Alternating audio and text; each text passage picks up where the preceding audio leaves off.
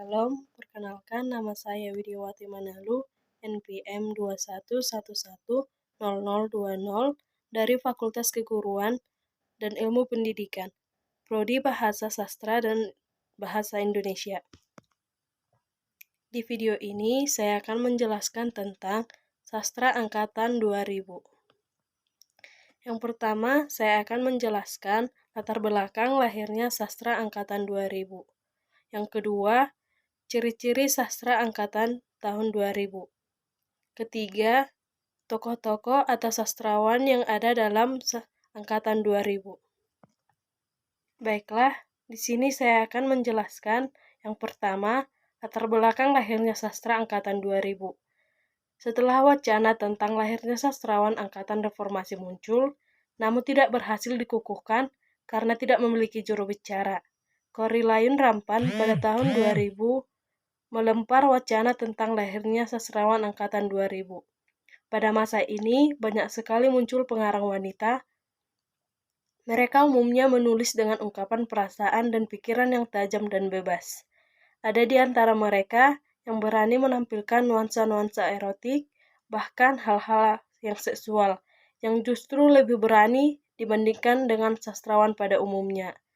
Karya-karya yang cenderung berani dan vulgar, seperti novel karya Utami.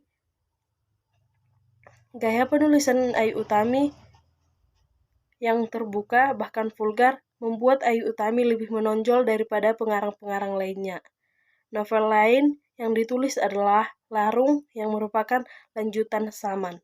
Sebagai pengimbang atas maraknya karya-karya yang vulgar dan novel-novel Tailin yang mengadopsi begitu saja moral pergaulan yang serba bebas, namun pada masa ini tidak hanya muncul karya yang bersifat vulgar, tetapi juga muncul karya-karya yang bernuansa religius seperti prosa liris karya Linus Suryadi Pengakuan Pariem.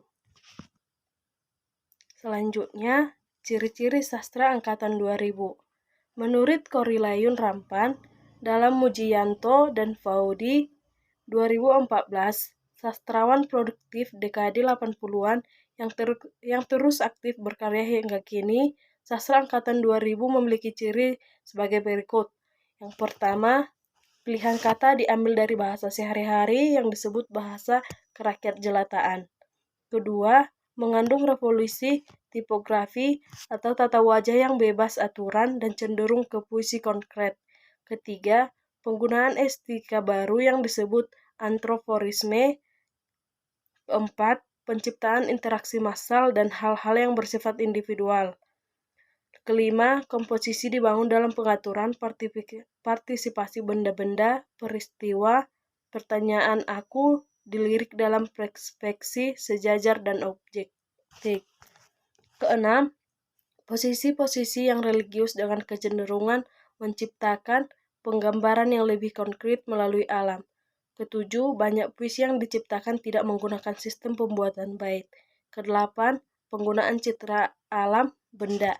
Kesembilan, materi yang digarap penyair tidak hanya tentang sosial kemasyarakatan, budaya, etnis, melainkan juga religius.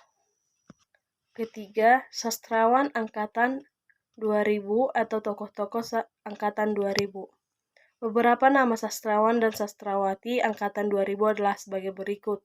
Yang pertama, Afrizal Malna, penyair kelahiran Jakarta 7 Juni 1957.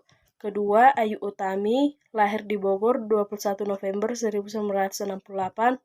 Yang ketiga, Seno Gumira, lahir di Boston, Amerika Serikat 19 Juni 1958. Keempat, Oka Rusmini, lahir di Jakarta 11 Juli 1967. Kelima, Jawawi Imron, lahir di Batang-Batang, Sumatera 19 September 1948. Sekian penjelasan dari sastra angkatan 2000.